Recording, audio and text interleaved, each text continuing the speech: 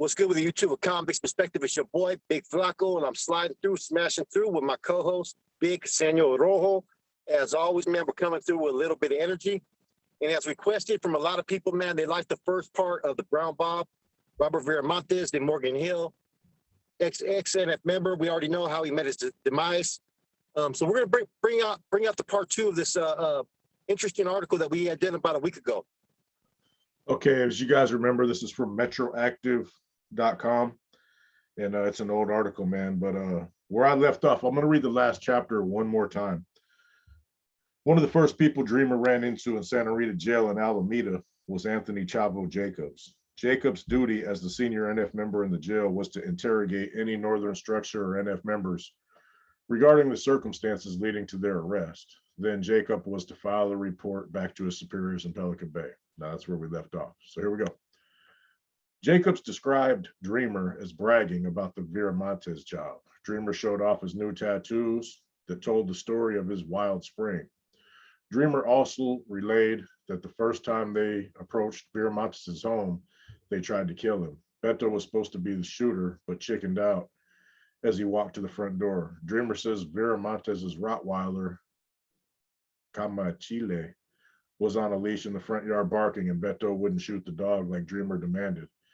Instead, Beto ran back to the car and Dreamer had to follow him. Dreamer said, had a tattoo on him he had no right to have. He had to prove it.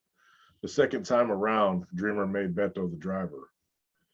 Dreamer added that Beto was his second choice for the job. Originally, he asked his old friend Alex, a buddy from the ESH, Eastside Hood, days, but Alex declined. Declining was the act of a traitor. Dreamer also shared news that jarred Jacobs. Dreamer said he expected to get away with the Viramontes homicide at trial because the Campbell Police Department couldn't make a case. Jacobs challenged Dreamer about how he could be certain. According to Jacobs, Dreamer said he had an uncle in the sheriff's department and that he was leaking information about the case. Also, he has an uncle who was plugged in and that he, the uncle, told him they had no case. He was keeping Dreamer abreast if there was any type of activity going on toward him. Jacobs didn't show it, but he was terrified Dreamer was telling the truth. Jacobs, unbeknownst to Dreamer or anyone else in the NF, had already turned informant for the state and worried Dreamer's police source would blow his cover. With everyone behind bars and the 2 homicide investigations filling up the evidence room, Bad Boy offered to make himself state's evidence. In early June, 2 months after his arrest, Bad Boy wrote a letter to Anna Spear, a Campbell PD homicide investigator, and listed his demands. He wanted all charges dropped and to be moved to another state. He also wanted his immediate family put in a witness relocation program because their lives are in danger, he had written. Along with information on NF, Bad Boy also offered Spear explicit details about a police officer who had given the gang information. You need to understand, Bad Boy wrote, you have a cop who's telling. 1 week later, Bad Boy sent Spear another letter, this time denying he'd ever turn on the NF. And yet more bizarre behavior, Bad Boy later called Spear from the jail and muffled his voice in an attempt to sound like his accomplice, Antonio Chuco Guillen.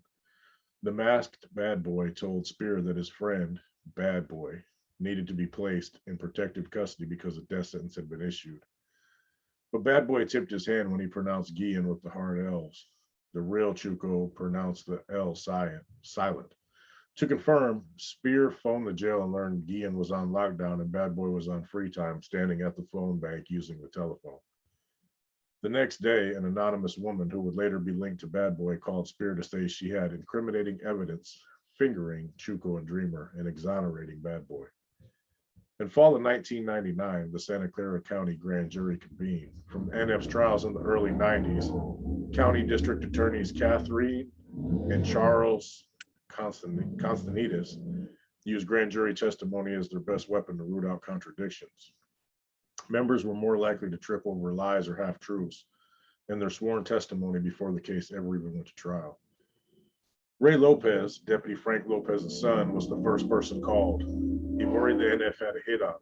He said Dreamer's mother told him so. He hadn't spoken to Dreamer directly since the Viramontes murder. Lopez was called back a second time where under oath he admitted to swerving around the truth. He was testifying under stress of believing his life was in danger.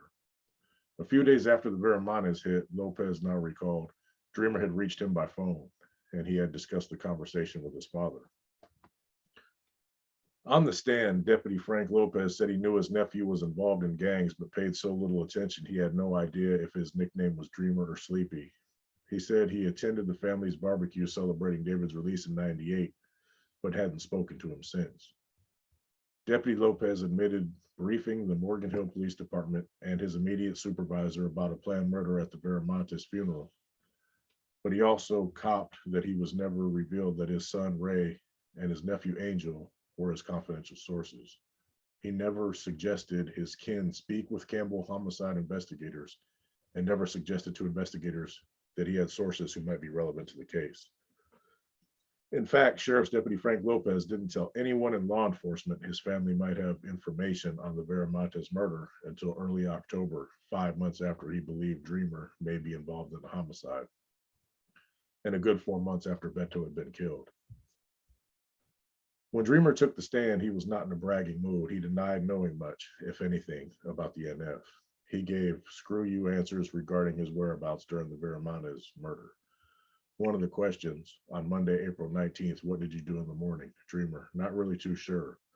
What did you do in the afternoon? Dreamer, really don't recall. What did you do in the evening? Not too sure. Yet, when the questioning turned to his relationship with his Uncle Frank, Dreamer flatly denied his uncle helped the gang. Then he suggested another officer had assisted in the gang's cause. Question, did you ever tell anybody that you had a cop who was giving you information on the gang? Yes. Who? Who did I tell it to? Yes, some of my homeboys. Why did you do that? Because it's true. Who's the cop? Can't say. Why? That's the way I am. Which agency does he work for? Santa Clara. County? Yeah. After listening to 73 witnesses over the course of 3 months, the grand jury indicted Dreamer, Bad Boy Chuco, and Night Owl. In March of 2000, they all pleaded guilty and accepted deals. Dreamer and Bad Boy were each sentenced to 50 years for acting as the triggerman, and Chuco was sentenced to 25. Rudy Night Owl Moreno, who had never been to prison, also got 25 years. And although Beto paid with his life for not wiping the car of fingerprints, the issue was moot. Several witnesses at the La Valencia apartments told investigators they saw the 4 men sitting inside the Explorer an hour before the crime. The assassins had munched on Jack-in-the-Box fast food and dumped their trash in the parking lot. Criminologists lifted prints off soda cups, straws, and lids. In April of this year, the federal government concluded Operation Black Widow, a 3-year, $5 million investigation into the NF. Much of the groundwork had been laid by the county prosecutors, Catherine and Charles Castanedis. The federal indictment named 13 members, including Gerald Cuete Rubalcaba, the boss who greenlighted Viramontes, and the 2 other reigning La Mesa members, James Tibbs Morado and Cornelio Corny Tristan. The 13 defendants, 6 of them from Pelican Bay, are currently housed at maximum security prison in North County Jail in Oakland, where they await trial. Anthony Chavo Jacobs is currently in prison, but his family has been moved into witness relocation. After his testimony to the grand jury, Deputy Frank Lopez was investigated by his own department. The department's internal findings are confidential, as are all personal reports on officers. Deputy Lopez was relegated to administrative leave and has returned to the force and is working in the South County office. As the federal investigation into NF continues, it's unclear whether Dreamer, Bad Boy, or Chuco are cooperating. Prison records show Dreamer has moved into a federal detention center. Bad Boy has appealed a sentence, and Chuco has not spoken regarding the case. Despite the steady stream of NF killings and convictions, the turncoats assisting investigators, the gang still thrives inside prison, says District Attorney Catherine Castanedis. The potential for the gang's membership to grow increases every year, right along with the rapid ascent of the prison population. New prisoners equals potential soldiers on the inside. Once there, the NF Constitution still governs and green lights are getting turned on. You would think they would realize, Castaneda says, that the method of self-policing with murder as the ultimate sanction and having it imposed often just doesn't work. And yet, the prosecutor fell short of saying the Nuestra Familia is dead. Every time I think they're done with, she says, they go out and kill someone. And that ends the article. Man, that was a long one. You got to tune into the first part if you didn't catch it to kind of understand what I just read. And so on. But that's all the things that develop from this one not really I, understandable call. I got a question for you. Um, wasn't Bad Boy's dad also an NF member at one time? I'm not sure about that one, bro. I think he was, man. I think there was a Santos Bernias, unless there was a whole other end. I've seen it, I read it in a history thing that there was another Santos Bernias. I don't know what his alias was, but it's kind of interesting how when you commit some type of act out there in the street, right? Be it taking someone out or whatever type of transactions you have within your regiment, that's only supposed to stick between you and your relevant channel. The fact that Dreamer was breaching all that information to Chavo, man, you already know. I mean, for the listeners out there, tell everybody what happened between you and Chavo. I think that's kind of interesting that was all coincided around the same time all this was occurring. What Chavo was actually also doing. Good old Anthony Jacobs, Mr. Chavo, man. He had got released from excuse me. I want to say it was Rita, but I'm not sure. He was already cooperating, as we all know now, but we had no idea then. He was pretty discreet about it. He got out. He contacted one of my workers, which y'all know is Mexican Mike. Asked him if he could help him out with something. Well, Mexican Mike asked me if it was cool, and unbeknownst to me, like I said, I didn't know none of this stuff. And he wasn't trying to bust us. He was trying to jack us, which he was successful. And what he did is he said he had an individual who was looking to buy a whole brick of some items that came from Colombia. I authorized him to go ahead and give that to that individual if he escorted him throughout the process. Now, don't get it twisted. None of this stuff belonged to me. You know what I mean? But being the regiment commander, Mike was kind of under an obligation to listen to what I said, even though he was the CEO of his own company. You guys understand. You guys already know what time it is. So I authorized him to go ahead and do that. He listened. He went with this individual. The mess up was the Chavo told Mike that the guy who was buying it would get all funny if more than one person came in there, but he was just going right into this house and coming right back out. Being that Chavo was supposedly an NF member in good standings, we didn't have no reason to call off that transaction. And what Chavo did was walk in the front door, go out the back, and keep pushing. You know what I'm saying? He made off with the whole brick. Immediately, he made some calls and whatever, maybe wrote some letters, authorized the green light on Mexican Mike. We had no way of knowing that. In the meantime, me and Mike went by his last known address and found ourselves inside of his residence. And, we kind of waited for quite a considerable amount of time, and he never made an appearance. And eventually we left. We couldn't stay there all day. Mike ends up getting busted on a quick violation for something, man. I don't even remember what it was. It was some fabricated type of stuff. And he ends up getting hit in West Block. Mike wasn't validated. So they hit him in West Block. He climbed over the tier. He was a beast. He got hit in the neck too. They actually got nicked his jugular. They didn't get a full penetration of the jugular, but they nicked it. He climbed over the side of the tier, climbed down to a couple things, made it all the way to the stairs and collapsed, and they took him and patched him up in the infirmary, and he was all right. Well, at the same time that this happened, I had already sent word to Pelican Bay that I went ahead and authorized a green light on this individual. And, I did that without going through the proper channels, because I knew 100% once they knew the details of what transpired, and you guys all know who my channel was, that it would be confirmed. Unfortunately, getting mail into Pelican Bay obviously takes longer than getting into jails and stuff of that nature because it's really scrutinized by the institutional gang investigator and maybe even other agencies every time mail goes to certain individuals in there. So it took about 2 weeks longer for the green light to come down on Chavo than it did for Mexican Mike. And unfortunately, he almost got killed behind that dude who was not only already cooperating, but did a pretty good job, tricking us out of a considerable amount of resources. You know what I mean? Yeah, he's that dude's a character, bro. You know what I mean? But eventually word got through. It came out that he was working. His green light was affirmed.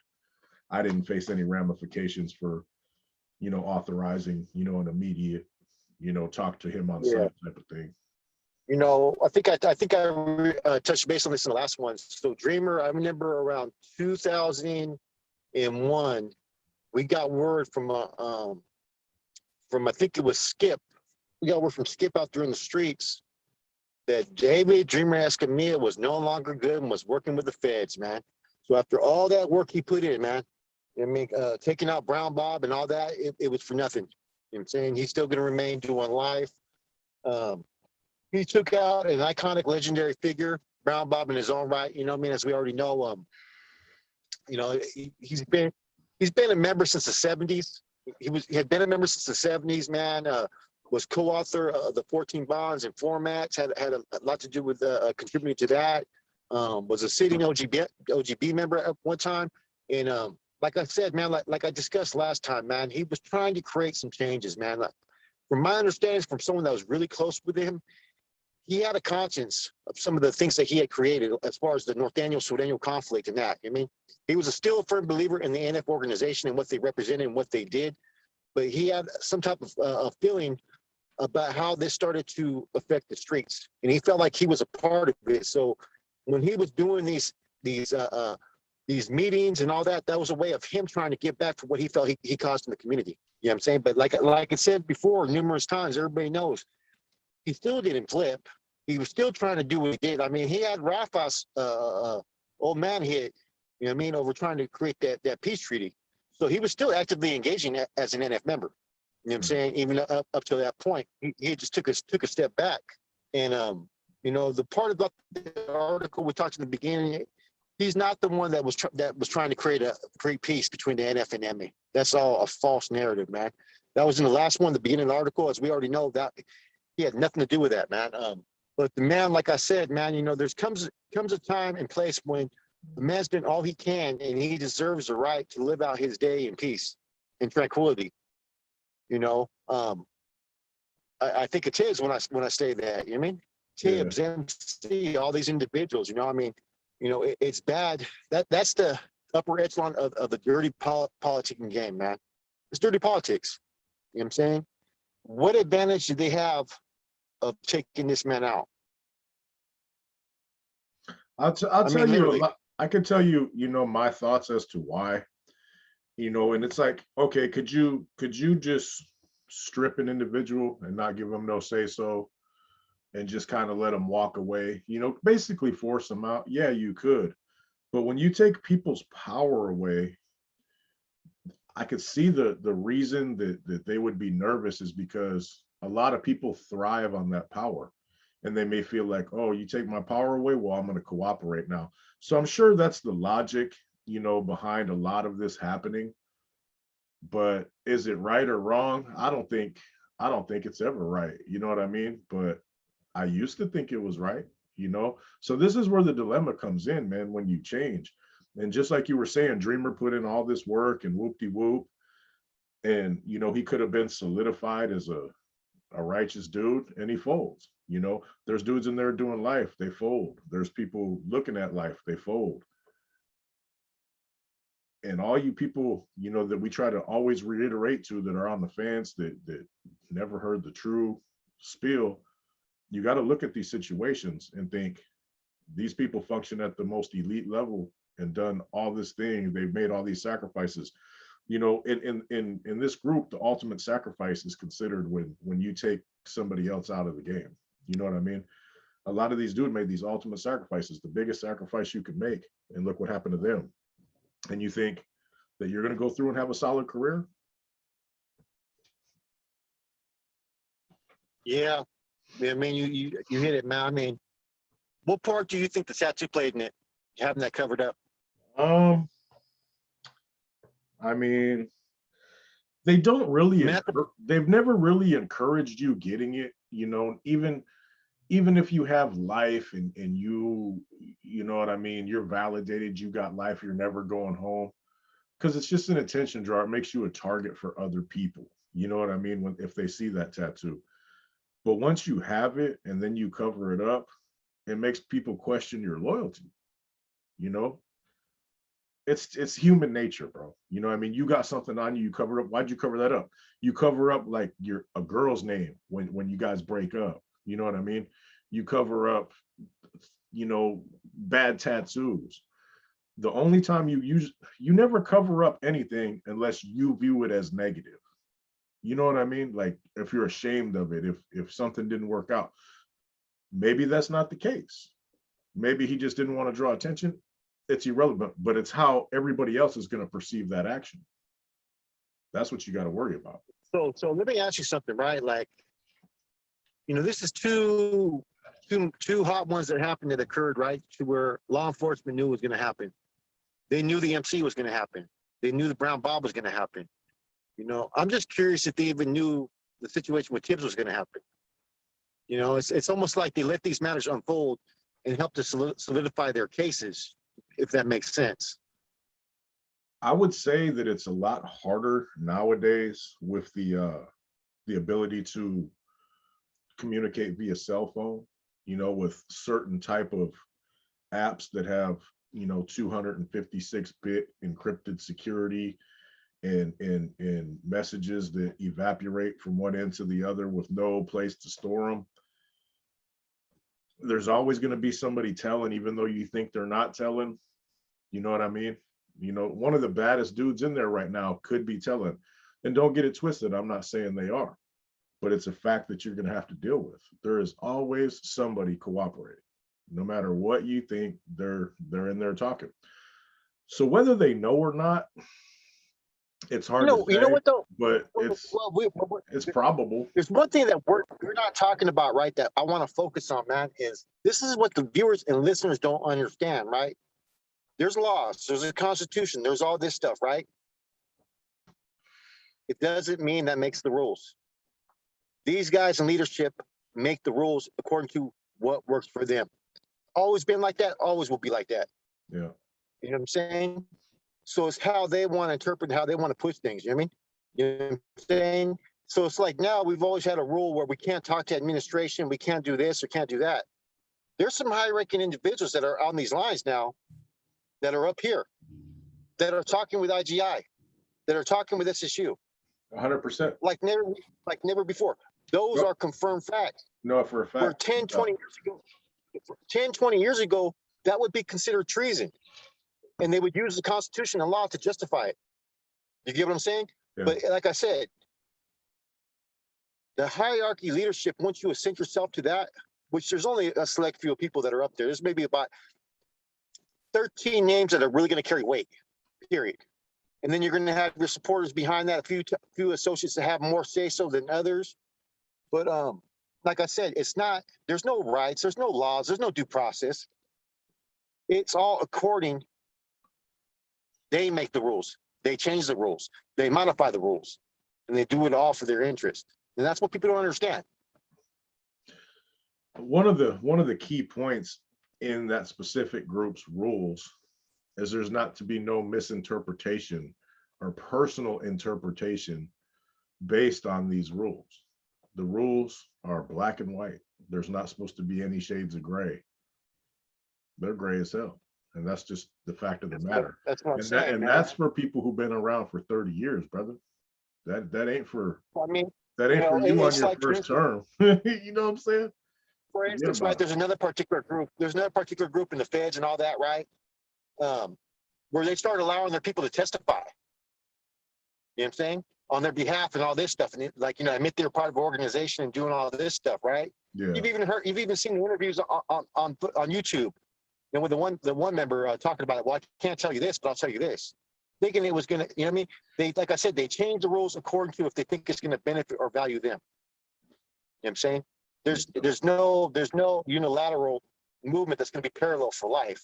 It's okay, this occurs, so let's change this. You know what I'm saying? And with this whole thing with Brown Bob, right? You know, I don't know Quete personally. You know what I'm saying? And so I'll be the first to admit I can't call him a tyrant. I can't call him this and that because apparently he's still in good standings. Yeah. You know what I'm saying? The only person, people that we hear speaking negative about him is basically the media and Ashley. And anything Ashley has to say, man, I'm always going to question, period, just based upon the character of that individual from what I've heard from numerous people. But I don't know. Like I said, I have a hard time understanding that Quete acted alone on this. It's not possible. If he deemed a member that was respected in good standings and had him hit, he wouldn't be around anymore. Now, could this have happened? No, because they say it was for the sanction of high-ranking Cs, right? Could he have got information and not backtracked it and submitted it without doing an investigation, and it comes back to be false? Therefore, that's why they demoted him, or would that still be grounds for expulsion? You're basically asking me if he might have been bamboozled into a poor decision? Well, not just that. We'll say, okay, if he's a street regiment commander at that time, acting street regiment commander, right? Yeah. Okay, he's supposed to conduct all his investigations, appoint his RSDs, his, you know what I mean, whatever his lieutenants to conduct an investigation, right? Yeah. That's where the politics come into play. You know what I'm saying? Could he have acted and made this decision, right? I'm only asking, I'm trying to make sense of this because it doesn't make sense to me. Could he have got certain information, submitted this into his report and his complaint of charges being filed? Other people thinking it's all accurate, factual information, concur with it, and it comes back to this all false information. Therefore, he's now held accountable for it. I'm trying to figure out how we've seen the true filter, right? Yeah. And we know how the end of Constitution goes. You're not going to touch a high-ranking member without a vote. So how could he be considered wrong for his acts in the murder of the killings of high-ranking Cs? Where is he at fault then? Because someone had to have a vote. Is what I'm getting at. He wouldn't be. He'd either if he did something wrong, he wouldn't be good no more. I mean, if he did something very, very minor, or like I said, he got bamboozled by, misinformation. That's what I'm trying to get at. It could be, yeah, that could be grounds just to be simply, basically disciplined, and having your status. Maybe he presented that as facts, because I know there was a couple other people that got in trouble at that time, Tex and Cornell, for similar things, for misappropriation of money. All three of them had the same accusations made, which was misappropriation of funds, right? And for their involvement in the killings of high-ranking Cs. All three of those individuals. Yeah. So I'm wondering if they were all in cahoots, or what happened here, or it's kind of hard for me to figure out, man, knowing certain aspects of the law of how it applies to a C. How could a high-ranking C like MC and Brown Bob be hit, and it come out later that these guys had a role in an unsanctioned killing? I just don't. It doesn't make sense. It doesn't. I mean, like that's just. I mean, it makes me wonder the situation with Tibbs. What's going to come out about Tibbs next? Oh, we never sanctioned it. Quite, they went on his own, so he's. You know what I mean? I'm just wondering. I'm trying to gain an understanding, man. You know what I mean? The thing is we'll never know. The only people who will know is a certain half dozen people. Yeah. But say if you're still active in that organization, right, and that's the problem with it, man, is you have no voice. You know what I'm saying? Responsible obedience is a key word that they use. So even if you question something and you don't understand it and you think there may be something wrong, you're fucking asked out. You have no fucking say so. Yeah. You know what I mean? Yeah. If you're not somebody that's highly respected, you could get whacked just for asking. Oh man, tell me about it, man. Oh no, it trips me out, man. You know what I mean? No, there's way more, with both of those situations with those two individuals behind the scenes that anybody will ever know. And if anybody ever did expose it, you'd have to take it with a grain of salt as well, because what would be their motive for exposing it 30 years later? You know what I mean? So you'll never get the accurate story. And like I said, only half a dozen people probably do know the honest to God's truth about both of those situations that transpired with them gentlemen. Yeah. I don't know. It's just, it's, you know, inter- interesting account of all these things that have transpired over the years, man. It just makes you wonder, like, you know what I mean? Like, how many other things, bad calls have been made politically. This is for the listener out there. If this happens at such a high level, right? The favoritism, the betrayal and corruption and disloyalty, MC, Brown Bob, Tibbs, and probably numerous other individuals, right? That we could sit there and really speak on that had some things happen that were not fair. It was disrespectful. It was betrayal, right? Think how people are gonna be treated on the lower level of this. You know what I'm saying? If someone that sends to any power and you're just at the low bottom and they have an issue with you, you could be asked out like that. It happens all the fucking time. I know that. I've seen it. You know what I'm saying? And you can't question it. You have no voice. There's no equality. There's no due process rights like they claim. Due process is only there when you have something that's beneficial for everyone else. If you're not beneficial no more, no one gives a fuck about your due process rights because you're taking up idle space. You know what I'm saying? Yeah, But the moment you show that you're a moneymaker, you're a soldado, you're ready, you could do this and that, this is where your due process comes right. You're looked at, you could be utilized, you're expendable, you're beneficial. Let's give this individual due process. It doesn't matter how much work you put in or whatnot. It's what you can do for me today, not what you did for me yesterday. No doubt. 100%. Yeah, the middleman, the guy, the anybody below that table, you know what I mean? Your feelings, emotions, concerns, they're irrelevant. Yeah, I agree. Anyways, I think this is gonna I think we're gonna end it right here, man. I think we don't really have much more to say. What about you? Yeah. Well, shit. Hopefully, you too, man. We'll get with you guys tonight on the live. Enjoy the rest of your Sunday. Get your rest and take care.